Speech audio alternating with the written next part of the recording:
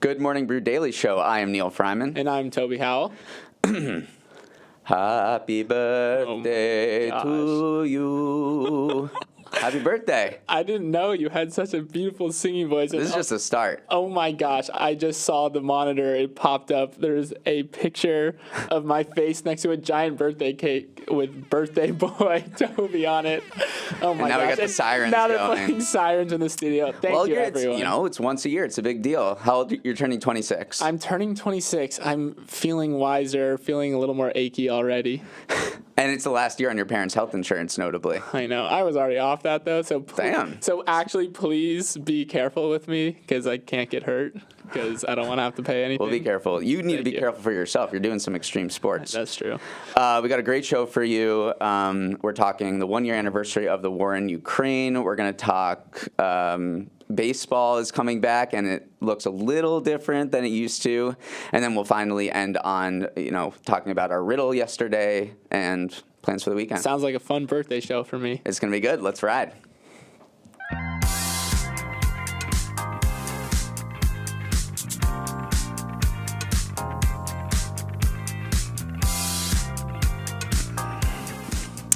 Okay, so today is a big day. It is the one-year anniversary of the war in Ukraine, which is the biggest armed conflict in the world since World War II. It's crazy. It's already been a year. Actually, I can actually think back to the moment where it broke out. Actually, I remember being on Twitter and just seeing everything kind of develop in real time, and it was wild to see a war unfold in the age of social media. But yeah, it's been a year. Yeah. So if I can't possibly summarize what's happened in the last 365 days. We need 10 weeks worth of podcast shows to talk about it. But if I can summarize in 30 seconds, it's that Russia sent its tanks in to Ukraine thinking that they could topple the government really quickly. That did not work out as planned. Ukraine fought valiantly back, really like David and Goliath stuff. Mm-hmm. And then once it showed initial success, Western allies swooped in with billions and billions of military aid, weaponry, ammunition, and now fighting continues in the east. Ukraine has lost a little territory, but the fight goes on. Yeah, there's a lot of things that obviously stand out about this, but we were looking through some of the economic numbers, of course. Russia's GDP actually has only dropped by 2% throughout this war. That was the most surprising figure to me. Because when the war broke out and as it progressed, all we heard about was how all these Western companies were sanctioning Russia, Europe was sanctioning Russia, and it made it sound like we were cutting them off from the global financial system, which did happen, and yet here we are looking at just a 2% GDP drop in Russia. And I know there's a lot of factors to it, maybe not the best actual indicator of how the economy is doing, but that was what I found most surprising, like looking back over the past year. Totally. More than 1,000 multinationals have left. But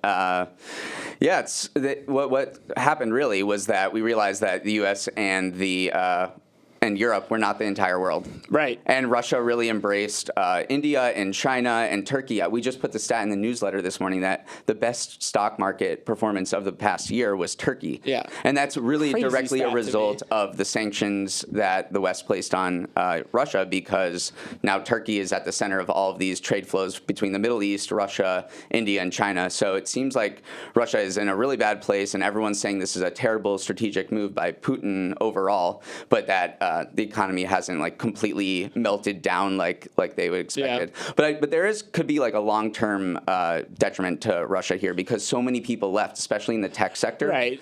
So who's to say that down the line, Russia's economy won't die a slow death. Right. It's not a net positive thing, but it was just surprising to me that.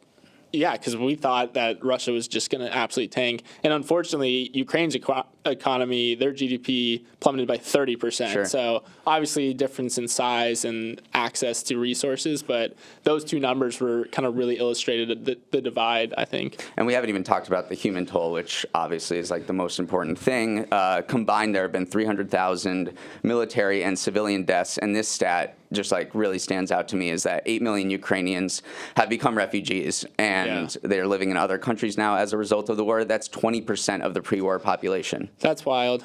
It is really wild to me. Hopefully we don't have a year or two show that we have to go back through it. But yeah.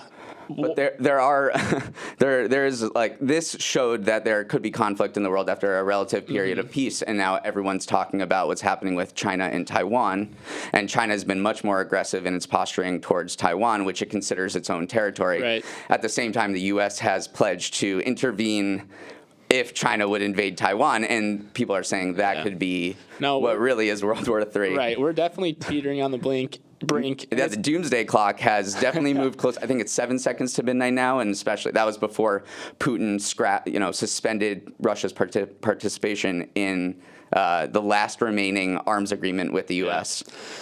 So many layers to this, obviously, and yeah, like I said, hopefully we're not doing a year two check-in. But I'm going to pivot us to a different, I don't want to say war, but there is a battle in the milk industry that's going on. I love a good old milk controversy. Essentially, dairy companies are cranky that alternative milks like oat, soy, almond get to call themselves milk. So they've been pushing for the FDA to make them use a different name, like beverages. But yesterday, the FDA kind of dropped the hammer and said that those alternative milk products do actually get to call themselves milk, and milk doesn't have to come from an udder. So, Neal, I know we were kind of debating this. You wrote about it in the newsletter yesterday. Do you think that oat milk should be able to brand itself as milk? You know that I've changed my mind in the last hour maybe 40 times. It's a very controversial. Because on one hand, oat milk is not milk. Yeah. It's simply not milk. It is oat juice. It is nut juice. It sounds horrible when you put that's it what like that. I know, but that's what it is. It's not milk. On the other hand, I feel like the FDA wants its labels on food to be the most clear and communicative to consumers. Right. And people think that oat milk, people want to know that oat milk is oat milk. Right. So the fact, if you say it's oat juice, then I would not know what the hell is in that carton. Confusing. Yeah. I love Seems this. like you have a strong stance on this. I love this from the FDA because, I don't know, so much of society now, people kind of move to the lowest common denominator in the sense that, we have to educate consumers, we have to protect consumers. And the FDA is like, no one thinks that oat milk is actually coming from a cow. Like, they're not confusing it. Right. So the FDA is basically saying consumers are educated enough that we can still call it oat milk and no one will confuse it with the real milk. And then, it's also the most illustrative word you can use. Like, you're totally right. If you would not put oat juice in your cereal, you would not put oat juice in your coffee, but you would definitely put oat milk. I might put olive oil. Yeah, oleato. little callback. So I love this move from the FDA, and I do love Big Milk is such a strong lobbying force, the Got Milk campaign. So I love when they kind of get kneecapped a little bit. They're still dominating this industry, though. Some pretty interesting stats. Refrigerated cow's milk came in at $12.3 billion in sales in the last 52 weeks, and non-dairy milk is $2.5 billion. So they made some inroads. But that's actually, I would have thought it was closer than that. So Can you guess the most popular variety of non-dairy milk? I feel like it's almond because that's the OG. Almond. Let's go. Oat is gaining, though. I use oat primarily, so. When you get a coffee, do you always go oat? I always go oat, although I found myself saying I want normal milk when I was ordering, and I'm like, I am preaching against everything that I just stood for in the previous segment. I'm whole milk, ride or die. I love that. Okay, next story. Toby, I want to talk about a CEO and entrepreneur who was born in 1964. I love that song. Of course I'm talking about Jeffrey Bezos. I already sang earlier in the show, so I don't think people need to hear me again. Thank goodness. The news is that Jeffrey Bezos of Amazon and Washington Post and Blue Origin fame hired an investment firm to bid on the Washington Commanders NFL team, which is up for sale. Yeah. So it seems like he's taking baby steps to make this purchase happen. We talked about this on yesterday's show, but if you had billionaire money, not even billionaire, central billionaire money, what would you do with it? And I said, obviously buy a sports team. So I'm glad Jeffrey Bezos has finally reached the stage. He bought the yacht. He's got all the houses. He's like, all right, got to buy a sports team now. I'm excited for it. What would you put the odds of this happening at this point? Because there have been a ton of rumors, but there hasn't been a crazy bidding war. There hasn't been a lot of media speculation. This seems like the first hammer to drop. What would you put the odds? I would put it at man, which you are. minus 150, which means that I think it's going to happen because Jeffrey Bezos, why do you keep calling him Jeffrey Bezos? Bezos has been linked to the Commanders for a while now, even before this. And the fact that he's contacted this firm, which has facilitated when the Panthers were bought, previous sports teams that have been bought, I think that this is actually where there's smoke, there's fire. And I think he is probably going to do it. And I just want him to do it. It sounds way more fun than running the Washington Post. Yeah. Space so hard. Going to space, though, probably beats Going to space is pretty cool. Yeah. He needs to renovate that stadium. That is a dump. I know. In Landover. But he just needs to make the Commanders not as good as the Eagles. That, they have to stay at the bottom of the NFC East, absolutely.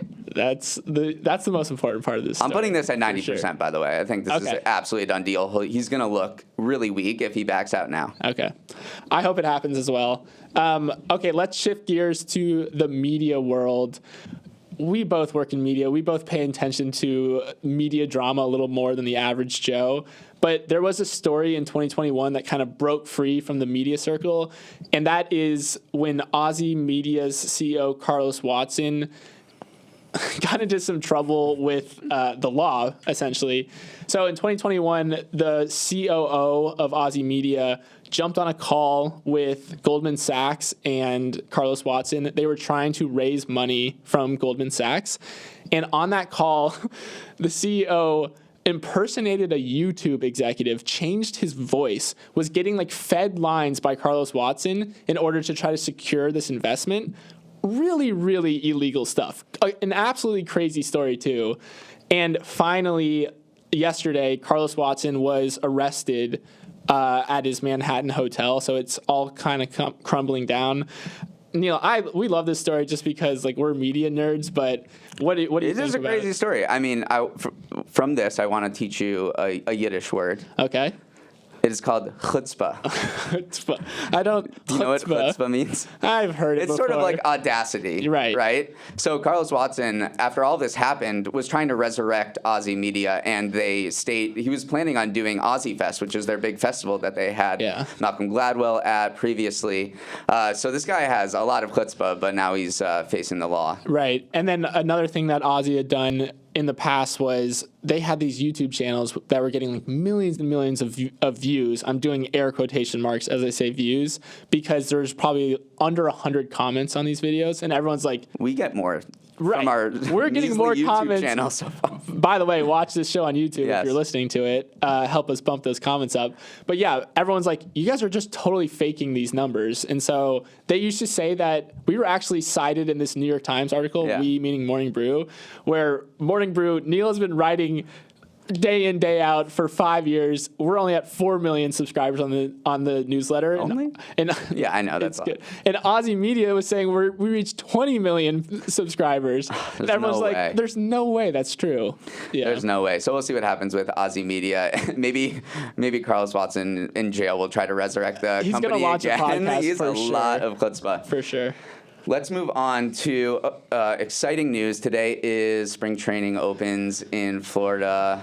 Freaking exciting. I love baseball season, and this is a sign of spring. But I don't get to say this often, but baseball is going to look a little different this year. Baseball's actually making changes. Yeah.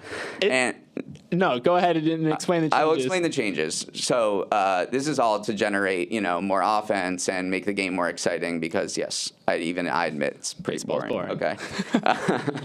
So they're instituting a pitch clock, which has been long awaited. There are going to be much bigger bases than there used to be. The shift has been banned. And they're limiting the number of pickoff attempts per batter that pitchers can make. Okay. So what do you think of these rules? Is it going to change baseball for the better? I think overall, all of these are meant to help the ball be put in play more and then also to speed the games up. So those two things, totally on board with. The thing I'm most interested in these rule changes is the bigger bases. on the surface, you're like, what the heck does a bigger base do? Right. But shortening the distance, they're changing the size from 15 inches to 18 inches. So it's 3 inches different on either side because both base is bigger. And that 3 inches or 6 inches total could make the difference on these bang bang like pickoff plays. So I'm actually really curious to see if like steals go way up or if the plays become like more exciting on the base. So I love small, subtle rule changes that have kind of second order effects. It'll be really interesting to watch, but I don't think this fixes the main problem, which is balls in play. When I watch baseball, I want to feel like action, somebody thrown out at home, double plays, outfielders making diving catches, and this doesn't address the problem.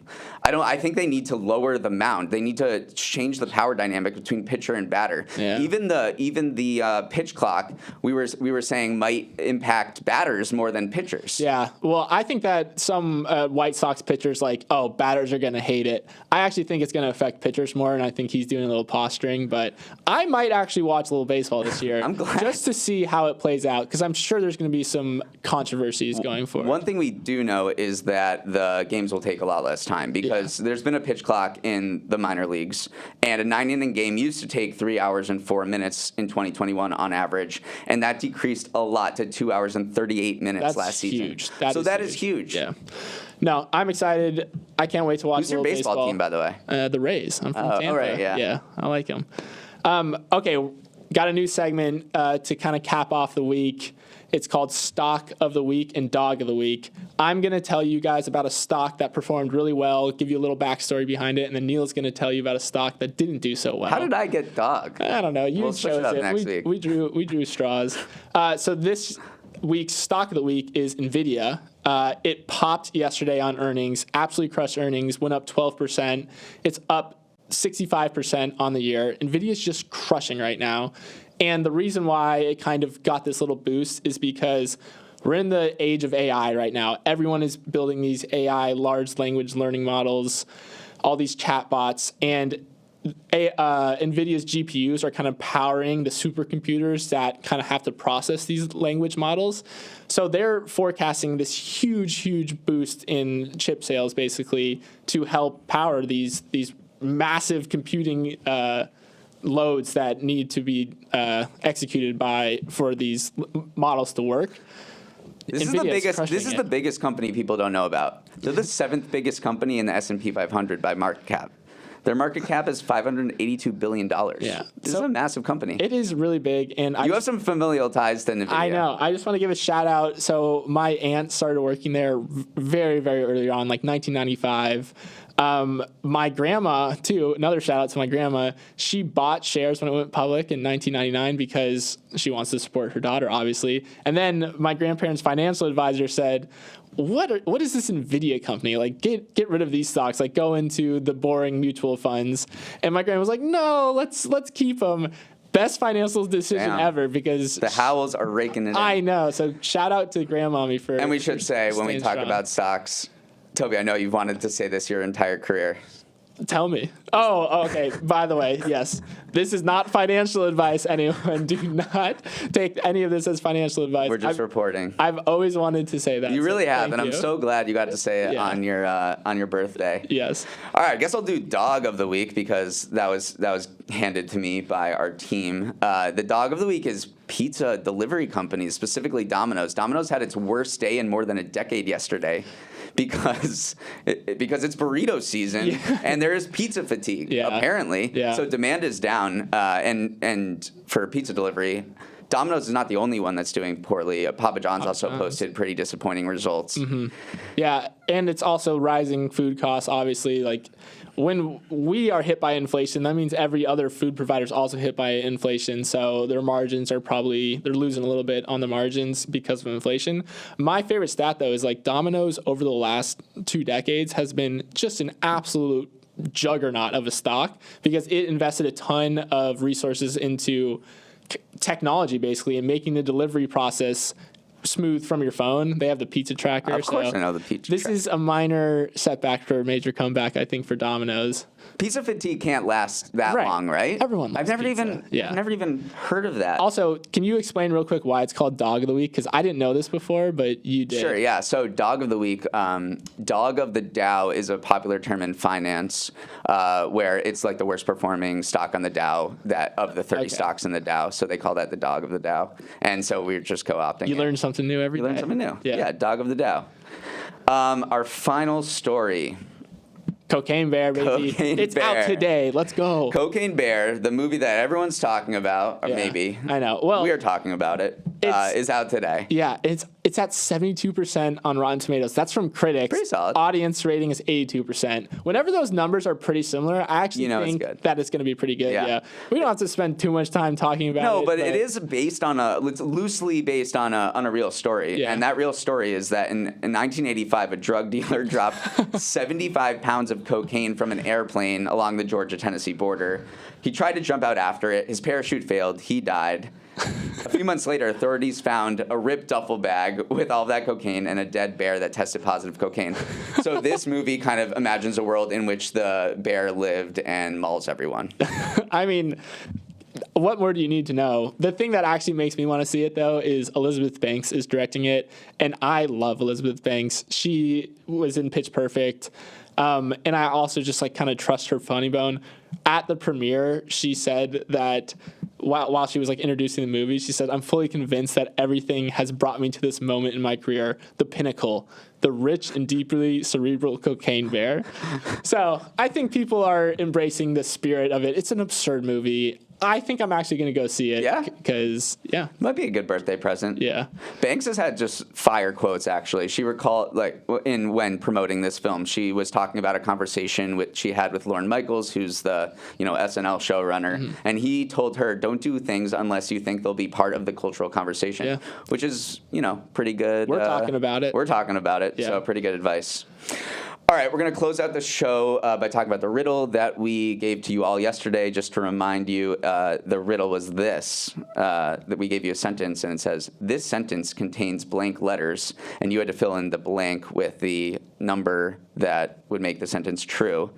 There was actually two answers. They were 36 and 38. Shout out to everyone who got it. Shout out to everyone who got that. We have some names: Matthew, Taylor, Scott, Wyatt, who wrote into our email, and a bunch of others did. So congrats. Job, we're going to do this, every week. We're huge trivia riddle guys. Mm-hmm. So get pumped. But Toby, I think you had some maybe correct answers that we have some creative awards. I just want to give a shout out to some people in the YouTube comments who said, at Brown Guy with the Beard said, this sentence contains multiple letters. Technically not wrong. The sentence does contain multiple letters. And then Dan Duggan Fit said, this sentence contains English letters. So not exactly what we were looking for, but I shout out the creativity for that. And then one final shout out is to my brother, Henry, who actually wrote a code that automatically solved this riddle. Not exactly in the spirit of it, but I was really impressed by it. So good job, for your Henry. Brother. Yeah. I don't want to make this show a complete shout out to all of our family members, but this is a really interesting fact. It is my parents' anniversary today, which is not the interesting fact. Yeah. But they got married on the day the U.S. men's national team hockey team won the gold medal in the 1980 Lake Placid Olympics. Do you know what team they beat?